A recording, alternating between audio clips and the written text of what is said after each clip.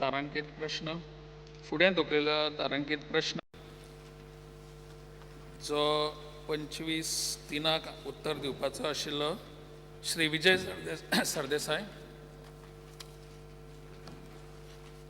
Speaker sir, I may be allowed to ask star LEQ number 2A, originally supposed to be replied on 15/4/2013 and postponed now.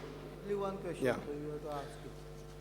Speaker sir, प्रश्न उत्तर नाही, प्रश्न postpone प्रश्न आसा जाणा हो विचारपाचो ना. विचारता हांव तोच मागीर ना म्हाका दिसलें कितें तातूंत दोन हातून एकूच असो आसतलो. तोच डायरेक्ट हय. विचार. स्पीकर सर, रिप्लाय दिला तेजेर C. I would like to draw the attention of the Honorable Chief Minister to the reply at C. They say that the denotification of the land meant for parking at Daboli was done with the concurrence of the Airport Authority of India. Yes, sir, Mundilla Hama, which is vigorously protesting the denotification. And subsequent to the meeting held on 14/2/2011 in the office of the Chief Minister, the Airport Authority has clearly said that there is an urgent need for land for parking because the air traffic is growing at 20%. And that the denotified land is the only available land for expansion. It had reached a stage of Section 7, and that this was subsequent to a commitment given by the Goa government to the Civil Aviation Ministry. So reply म्हाका दिसता हातून चुकला. It is not done with the concurrence of the Airport Authority. because sir, to that extent probably that yes sir हे थोडेशें हें जाता पण land acquisition जें आसता पळय ताका कंकरन्साची गरज नसता. Land acquisition is a government decision. They probably what he says as a meaning. The reply should not have been yes sir. The reply should have been they were intimated though they did not agree with it. Concurrence हो शब्द भितर हाज्या इतल्याच खातीर आयला की land acquisition is done by the government. Speaker sir, आता फुडलें जें हांवें क्वेश्चन विचारलें ताचो जर सारांश काडूंक गेलो जाल्यार अशें दिसता की सरकारान एअरपोर्ट अपग्रेड करपाक वो कितें तरी सुदारणा हाडपाक दाबोली एअरपोर्टाची अजून मेरेन गेले 3 वर्सान other than the international terminal कांयच काम करूंक ना.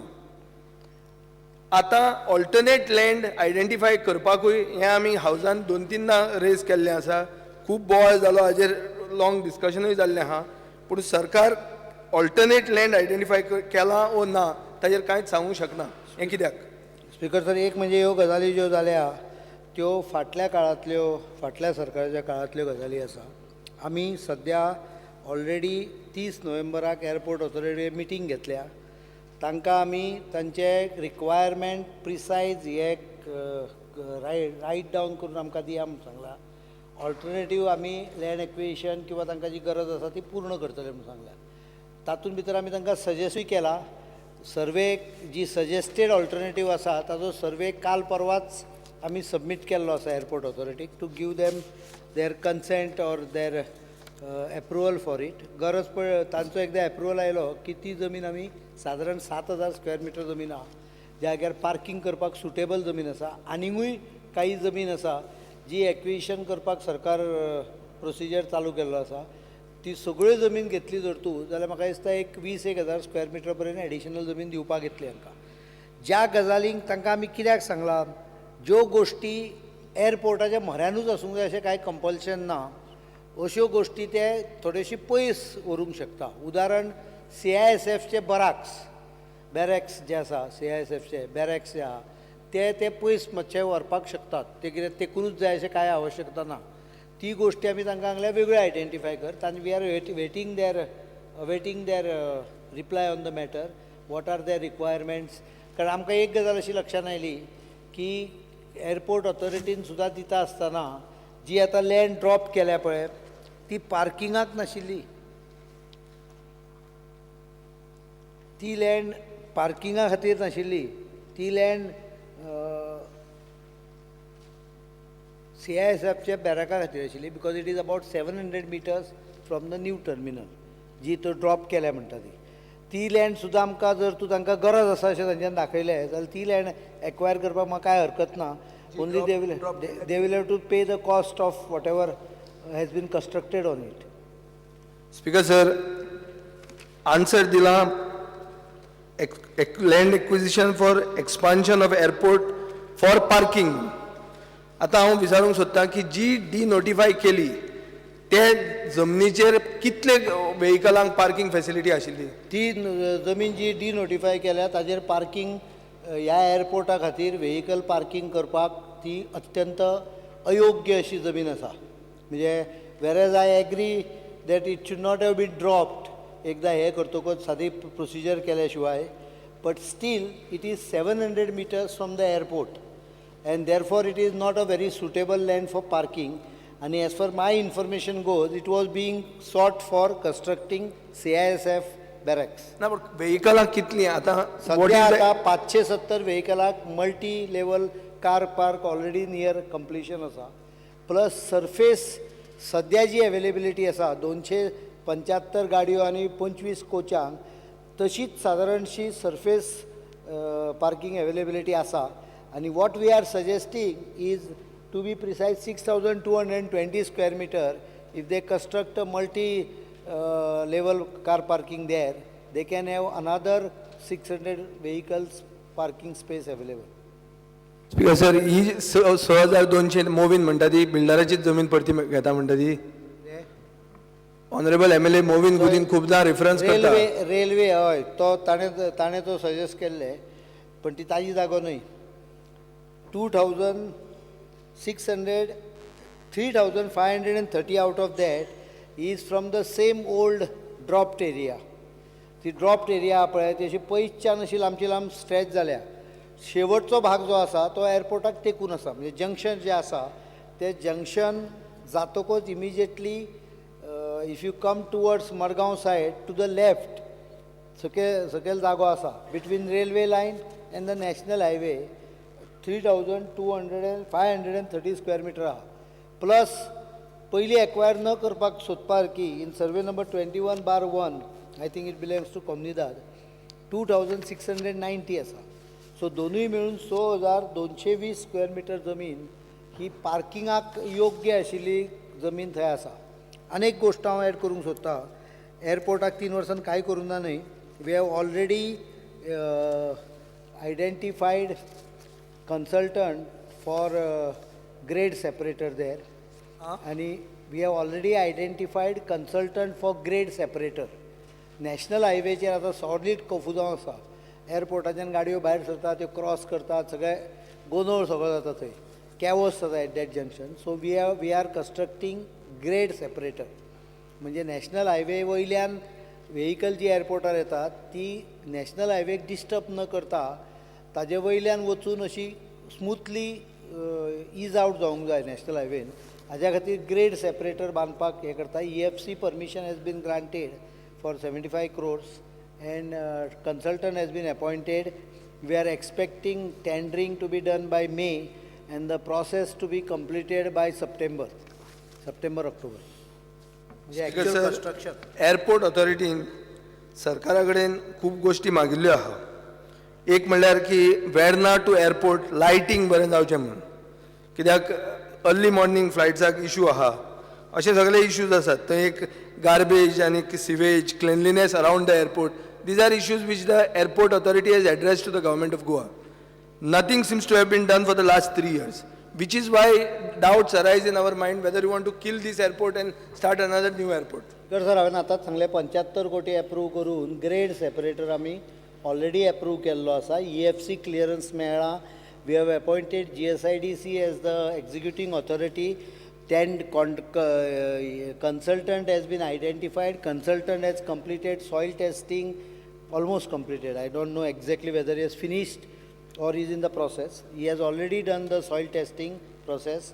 He is about to finalize the tender document. Financial approval is granted by EFC.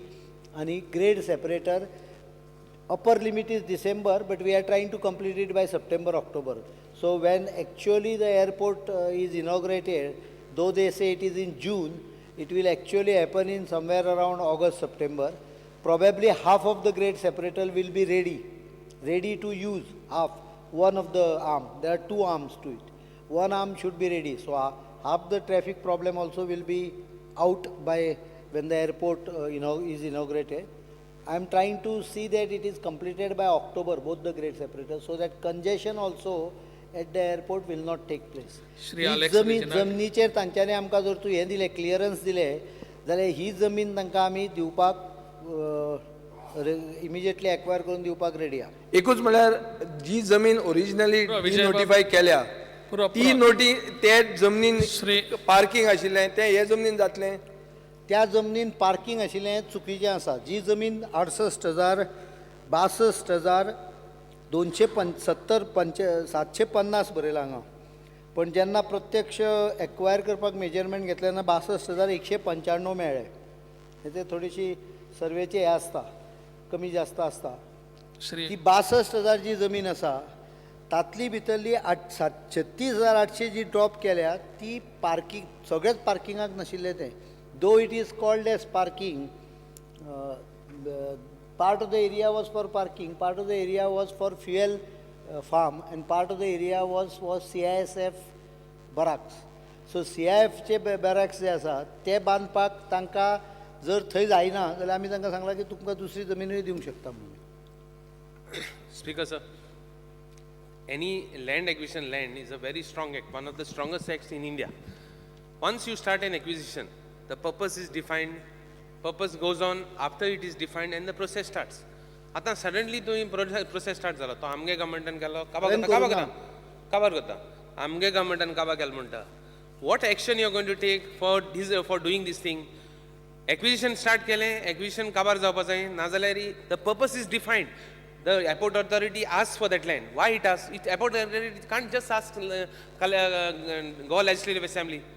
They just can't ask. So there is a purpose defined. What action you are going to take and what is the, because तुम्ही म्हणलो की opposition असताना in घोटाळा हा म्हणून मागीर तुम्ही carry over केलो आतांय म्हणटा जाल्यार what action you are taking? I want to know. Speaker sir, घोटाळा जो म्हणटा पळय तो घोटाळा दोन पद्दतीचे आसता. कायदेशीर केल्लो घोटाळा आनी कायदेशीर न केल्लो घोटाळा. दुर्दैवान land acquisition act has been, राव मरे म्हाका पूर्ण सांगपाक मरे, घोटाळा कायदेशीरूय जावंक शकता.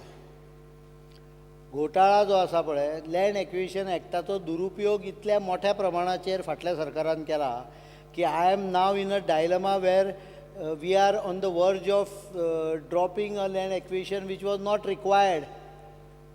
पण प्रॉब्लेम असा की लँड एक्विजिशनाक वेरियस स्टेजीस आसा. सेक्शन 4 आसा, 6 आसा, 7 आसा, 9 आसा, 11 आसा.